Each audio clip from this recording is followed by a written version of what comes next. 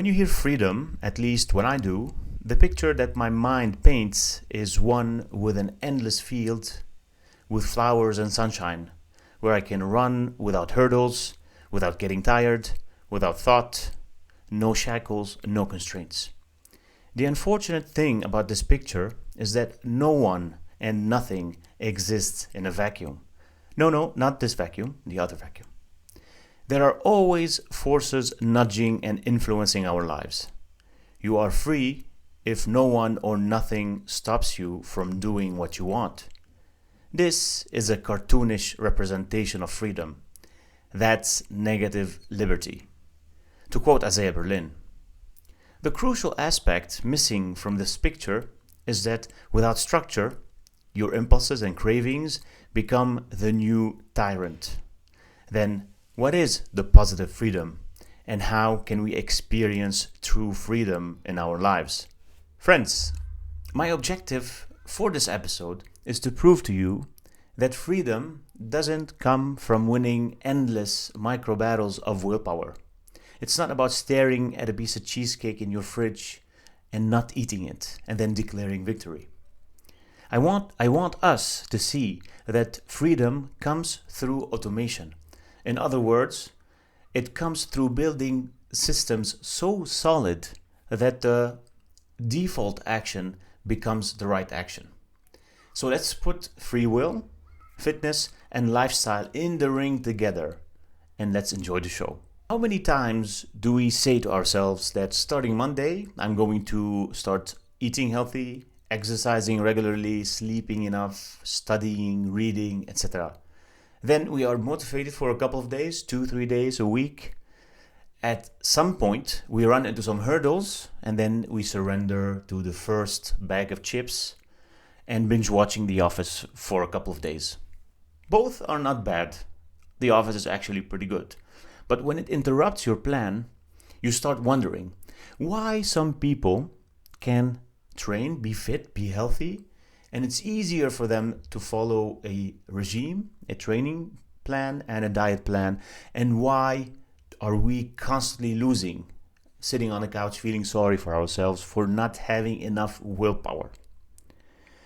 I want to know who is navigating the ship and who are the actual decision makers in this ship, on the ship actually. So let's dive in. Many forces affect our life. I've narrowed it down to 4 invisible forces. The 4 invisible forces. Great title for a Marvel movie. But here I will start with biology. So biology wires motivation. Under biology we have genetics, for example. Genetics is very important because it gives you a baseline. Some people are born with good genetics. They won the genetic lottery. Some others, they don't have good genetics.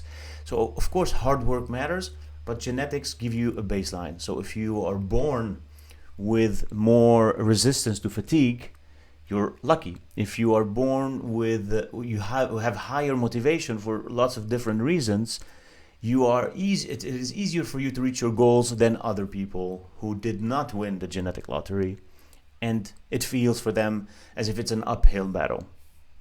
Number 2, hormones such as testosterone, stress hormone cortisol, and thyroid in English.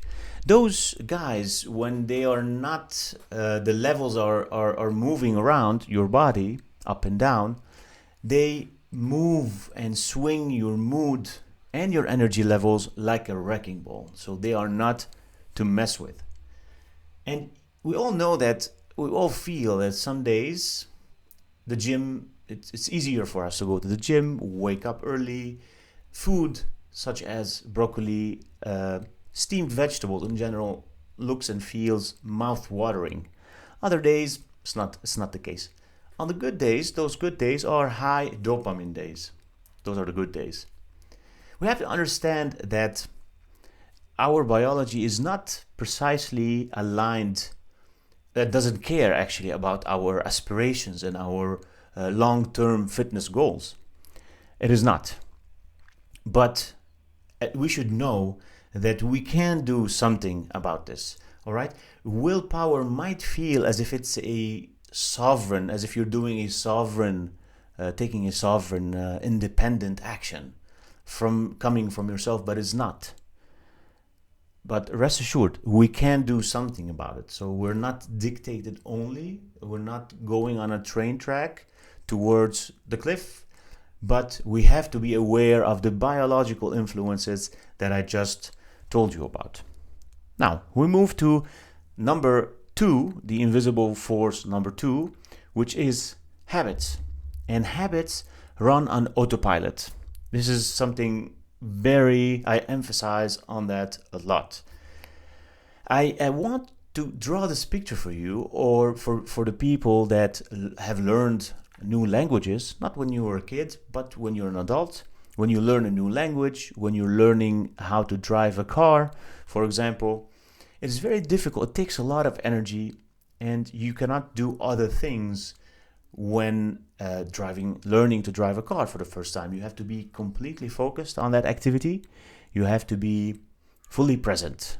Once you've learned how to ride the car or to speak the language, it runs in the background. It runs on autopilot. Learning new things and having to think about new things constantly consumes a lot of energy, and we want to consume as little energy as possible for as many things as possible. And it moves me to my next point under habits, which is that habits are the brain's trick or hack to preserve energy. Okay, habits preserve energy for the brain, and this is what we need to nourish. That's why automaticity reduces fatigue. And this is something very important. I shared it yesterday on Instagram, and I didn't say anything with it because I want to talk about it today, is that automaticity reduces fatigue. And we are fatigued more often, and we are burnt out more often because we're multitasking a lot, and we find ourselves juggling many balls at the same time, so we consume a lot of energy. That's why we need to keep some activities or learn an activity and put it on autopilot. All right, we want to automate as many decisions as possible in our lives and free headspace for other interesting things. So it's not that we want to be robots running on autopilot the entire time. No, we want to make room in our brains for new things, for interesting things, for creative ideas, for learning new stuff. Once you learn it, throw it on autopilot. And then I move to a very important point, which as a trainer, I know very well, and it's that repetition cements the loop. Meaning, when you repeat something more often, it becomes easier for you to do it. That's everyone knows that. When you're learning how to do a squat, when you're learning how to do any other activity, your form gets better, becomes easier for you to move in that direction. Every time you repeat a behavior, your brain reinforces the neural pathway behind it. In other words, the more you repeat something, a behavior, the less willpower is involved. Something very important to keep in mind here. Now let's jump to the bias that our brains have. We have a bias towards immediate reward. Okay, we all know the story that sugar was scarce thousands and millions of years ago. That way, we needed to eat sugar whenever we had the chance. That's why we're hardwired for craving sugar. This is correct. This is great. But I want to give you a more recent example, less than 1 million years ago. So long-term or delayed gratification is something that we are not very good at. We are not very good at thinking that I'm not going to see any results for 6 months and I'm okay with it. That's why I have full confidence that in 6 months I'm going to get to my goal. It's not easy to get there. You need to train yourself to be able to have more delayed gratification. You need to train yourself. You need to pave that path. Okay? What is interesting is that there is a habit stacking effect. So if you repeat a habit at the same time You eat at the same time, or you train at the same time, or you sleep at the same time, wake up at the same time. This thing allows you, allows you to have less mental friction every time you're doing the thing that you want to do, because you do it at the same time. It also falls under the automation title. So you repeat something, same time, same time you wake up, same time you go to sleep, same time you eat, same time you train. Very important. I do the same thing myself personally. I train almost the same time every time I train. I eat almost the same time, and recently start sleeping at the same time, and it's actually very beneficial to me. Really life-changing. I advise people to do that. So you need as little mental friction as possible. All right? Back to the point mentioned before, not to become a robot, but to make room for other interesting things. So when you consciously think that something is good for you, is beneficial for your life, try to cement that habit and put it on autopilot and move on. Less resistance, less friction. And finally, in this habit thing, consistency is key. We hear that a lot, and it's not a cliche. It's actually very important, because with consistency you're beating your biological urges. Consistency is key because it beats your biological urges, and you need to beat your biological urges. We are gonna talk more about that. Okay, so number 3 under the 4 invisible forces is the environment, and that environment is stacks the deck. So you see delivery apps, streaming networks, everything is very easy. Everything is made to be easy, not necessarily for your benefit, for your delayed gratification, but for your immediate dopamine hit, for immediate gratification. It's great. I love comfort. It's something that I use, streaming platforms, etc. Ordering food is great, but you have to think it is not made for your benefit. It is made for the benefit of the people that created the thing. So, number 2 under environment is stacks the deck. The more steps it takes to do the thing, the harder it gets to do it. So if, for example, if you have at home in your kitchen, you have in the cupboard chips, candy, stuff that it is stacked there, it is very easy and within reach to you. It's very something that is not going into your direction. So you need to pay attention to these things. You need to make things harder on yourself in order to break a habit and to create a better habit. And remember that we copy what we see. So if we have in our entourage, in our environment, people that are constantly smoking, for example, constantly drinking, constantly eating random stuff, we need to be aware of our environment, aware of our entourage, who we spend time with.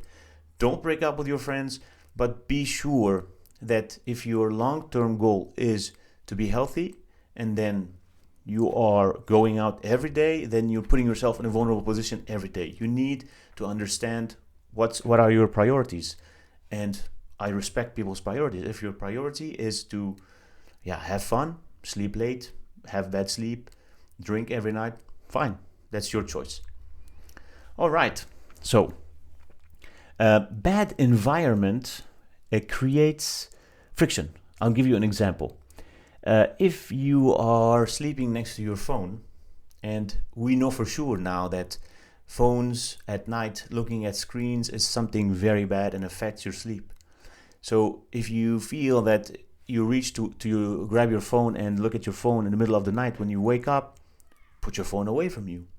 That's something very simple. It's a very simple step that you can do towards having better sleep stages, and not interrupting your sleep. Okay, bottom line, build the environment that will help you to achieve your goal or goals, and you're halfway there. So do not make it bigger on yourself. Build that environment with conscious decisions, that your long-term goals are in those decisions, and then you're halfway there. Now moving on to the fourth force and the last one on the list today, and it is sleep, stress, and breakfast. Yes, breakfast affects and nudges your life, and I'll tell you why in a second. But first, one bad night of sleep and it puts your prefrontal cortex, the rational part of your brain, on fumes. It tires you. Therefore, more cortisol, less dopamine. That's a recipe for disaster. Stress hijacks your command center. Chronic stress puts you in a constant state of fight or flight. So if you have chronic stress, if you're chronically stressed, living with stress because of lack of good sleep, because of bad breakfast, which I'll come to in a second, you are living in a fight or flight mood for most of your days, for most of the time. You cannot shake it off. Another force, which is upbringing. So the upbringing that you went through, your childhood, your environment while growing up, affects your life. In what sense? In the sense that it becomes some kind of a script that you read or you roll by without questioning it. So that's very important to pay attention to the upbringing, the script that has been implanted in us in our upbringing. Breakfast, now coming to breakfast, if you have a bad breakfast, a blood sugar rush at 11 a.m. will, after a bad breakfast, will require more easy access to dopamine because you're getting tired. So you want a faster kick of dopamine. You want more sugars. You want to scroll because scrolling gives you some quick dopamine hits. So being more disciplined is influenced by all those choices that we talked about. Those choices that you made or did not make. This is discipline. It's not something magical. It's something that we can rationalize, we can break down to a certain extent, of course. We're not robots again. But this is discipline, and you should keep in mind that it is influenced by all those factors. The best thing we can do is to make it easy on ourselves to make the right decision. And this is the role of structure here. And structure is built, is created. It is not found somewhere. It's not hiding in the bushes waiting to be found. It is created. Just like a brick wall that is built brick by brick until you reach a skyscraper, strong habits and systems are built step by step. You have to build those habits and those systems consciously with your aspirations and dreams in mind. So you should think about your goals, long-term goals, build that system and just solidify that system with repetition. Okay? Free will, for example, does not fuel your training and does not fuel your motivation. Structure does. The system does. Keep that in mind.